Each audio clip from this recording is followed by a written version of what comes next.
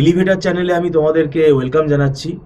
তোমরা যারা MAKAUT university থেকে এমবিএ করছো এবং 2026 সালে যারা তোমাদের সেকেন্ড সেমেস্টার হবে, ফার্স্ট সেমেস্টারের পরীক্ষা তোমাদের দেওয়ার পরেই, দেখো এটা আমরা তোমাদেরকে আগে থেকে অ্যালার্ট করছি, ফার্স্ট সেমেস্টারের পরীক্ষাটা দাও। ফার্স্ট সেমেস্টারের পরীক্ষা হয়ে গেলে একদম তোমরা যেন সময় নষ্ট না করো। সময় নষ্ট করলে দেখো ইভেন্ট সেমেস্টারের সময় কিন্তু বেশি পাবে না, ইভেন্ট সেমেস্টারের সময় কিন্তু খুব কম। তো সেই জন্য এটা আমরা মানে এর আগেও ফেস করেছি, স্টুডেন্টের প্রবলেমটা আমাদেরকে তারা বলেছে। তো তোমাদের যেটা মানে হাতে আছে সেটা হচ্ছে পরীক্ষা হয়ে গেলেই তোমরা পড়া শুরু করে দাও। দেখবে সিলেবাসটা কিন্তু অনেক বড়। তোমাদের অপারেশনস রিসার্চ আছে, অপারেশন ম্যানেজমেন্ট আছে, ফাইন্যান্সিয়াল ম্যানেজমেন্ট আছে। এই ফাইন্যান্সিয়াল ম্যানেজমেন্টটা তো কিন্তু পুরোপুরি একটা মানে অ্যানালিটিক্যাল সাবজেক্ট। এটা কিন্তু খুব অ্যাডভান্স, তোমাদের অ্যাকাউন্টস লেভেলের মানে অ্যাকাউন্টস ইনফরমেশন তো মানে নলেজ রাখতে হবে। প্লাস ফাইন্যান্সিয়াল ম্যানেজমেন্টের মধ্যে দেখবে অনেক ম্যাথামেটিক্যাল কম্পিউটেশন থাকে।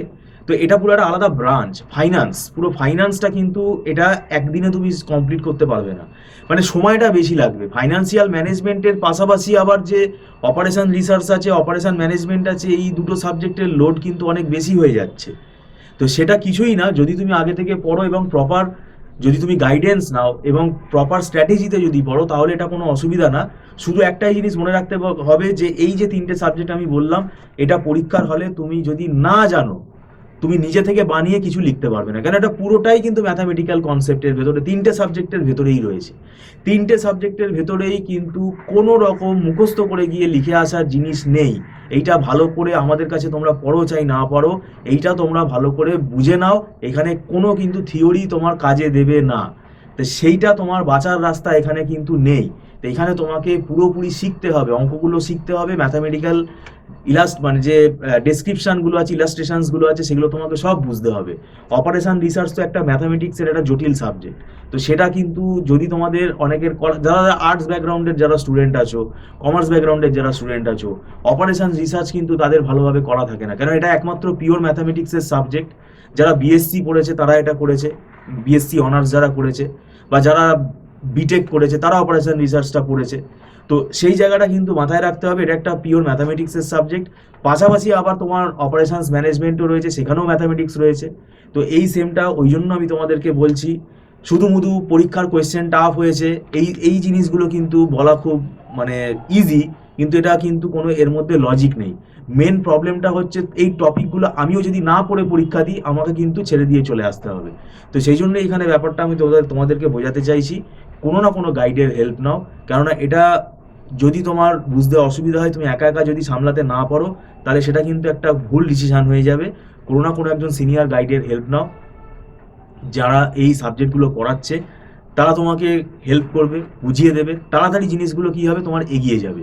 আর একটা জিনিস বলে রাখছি, এই এমবিএর যে ম্যাকআউট ইউনিভার্সিটির যে সিলেবাসে তিনটে সাবজেক্ট আমি বললাম, operation research, operations management and financial management, এটা তোমাদের ব্যক্তিগত ব্যাপার যদিও, কিন্তু সেটা একেবারে তুমি করো না সেটা আমি বলবো না।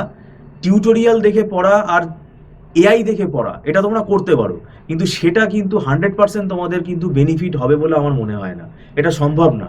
কারণ এআই বা টিউটোরিয়াল দেখে তুমি, কেননা এই সাবজেক্টগুলোর ভ্যারাইটিস অফ কেস স্টাডিজ রয়েছে, ভ্যারাইটিস অফ কোয়েশ্চেন রয়েছে, সবই কি তোমাকে এআই করে দেবে? তো সেটা কিন্তু সম্ভব না। এবার একটা টিচার তোমাকে তোমার মতন করে বোঝাবে, তোমার সঙ্গে সঙ্গে ডাউটটা সে তোমাকে ক্লিয়ার করে দেবে। কি কি মানে ক্রিটিক্যাল যে কোয়েশ্চেনগুলো আছে সেগুলো কিন্তু তিনি তোমাকে সলভ করাবে, যারা এক্সপিরিয়েন্স ফ্যাকাল্টি আছে। তো সেটাই তোমরা করো। আমরা বলছি না যে আমাদের কাছেই চলে আসো, যদি মনে হয় আমাদের ইনস্টিটিউট থেকে তোমরা অনলাইন টিউশনে আগ্রহী, সেটা তোমাদের ব্যক্তিগত সিদ্ধান্তে তোমরা আমাদের সাথে যোগাযোগ করতে পারো। তবে আমরা ওই জন্য আগে থেকেই তোমাদেরকে দেখো, এখন থেকেই তোমাদেরকে অ্যালার্ট করছি। এখন তোমাদেরকে আমরা বলছি যে ফার্স্ট সেমেস্টারের পরীক্ষার ওপর ফোকাস করো, সেটা ভালো করে দাও। কিন্তু পাশাপাশি সেকেন্ড সেমেস্টারের সিলেবাসটাও তোমরা একটু দেখো, দেখে কিন্তু এখন থেকেই ভাবনা চিন্তা করো। আর আমাদের এখানে দেখো মান্থলি ফিস সিস্টেমে ক্লাস হয়, এটা আমরা আগেও বলেছি, এটা নট রিফান্ডেবল, এটা অ্যাডভান্স পেমেন্ট করে ক্লাস করতে হয়। আর এখানে কোনো মানে প্যাকেজে মানে তোমার থেকে 2 মাসের টাকা 3 মাসের টাকা একসঙ্গে নিয়ে নেওয়া হচ্ছে এরকমও না, কোনো লামসাম টাকা চার্জ করা হয় না। তুমি 1 মান্থ ক্লাস করে দেখে নাও, তোমার ভালো লাগলে তুমি পড়বে। আর এখানে পুরো বোর্ড ওয়ার্কটা তোমরা দেখতে পারবে। আর একটা বিষয় হলো, এখানে আমাদের পুরো প্রত্যেকটা সাবজেক্টেরই কিন্তু সাবজেক্ট নোটস সেটা কিন্তু প্রোভাইড করা হয়, যেগুলো আমাদের টিচারদের, ফ্যাকাল্টিদের, সিনিয়র ফ্যাকাল্টিদের হাতে লেখা, যেগুলো কিন্তু বুঝতে তোমাদের সুবিধা হবে। ঠিক আছে, মানে শুধু বইয়ের ল্যাঙ্গুয়েজ পড়ে বোঝাটা কিন্তু খুব ডিফিকাল্ট, তো সেটা তোমরা কিন্তু পেয়ে যাবে। আর একটা জিনিস আমি বলে রাখছি, এখন কিন্তু সাজেশান ভুলে যাও, কোনো সাজেশান কিন্তু কাজে দেবে না। সাজেশান করতে গেলেই কিন্তু মুশকিলে পড়বে, কারণ এখানে সত্যিকারেরই আমরাও কোনো প্রেডিক্ট করতে পারছি না। কোয়েশ্চেন কোথা থেকে আসবে ভেরি ডিফিকাল্ট, এটা কিন্তু মানে অ্যাজামশন করা একদমই ডিফিকাল্ট। তাই তোমাকে সব পড়ে যেতে হবে, তাহলেই তুমি একমাত্র বাঁচবে, না হলে কিন্তু কিছু করার নেই। এবার সব পড়ে যাবে, সেই সময়টা কোথায়, সেটার জন্য আমরা এখানে আছি, আমরা দীর্ঘদিন ধরে পড়াচ্ছি, আমাদের এখানে একটা ওয়েল ফরম্যাট হয়ে গেছে। সেই কারণেই বললাম প্রফেশনাল গাইডেন্স দরকার আছে, যদি তোমরা মনে করো। আর যারা মনে করছে একা একা ম্যানেজ করতে পারবে, সেটা তাদের পুরো ব্যক্তিগত ব্যাপার, সেটাতে আমাদের বলার কিছু নেই। এত আগে থেকে আমি তোমাদেরকে ওই জন্য ইনফরমেশনটা দিচ্ছি। এখন থেকেই তোমরা বুক করে রাখতে পারো, যদি তোমরা অনলাইন টিউশনে আগ্রহী থাকো, এখন থেকেই আমি বলবো তোমরা আমাদের সাথে কথা বলে বুক করে রাখতে পারো।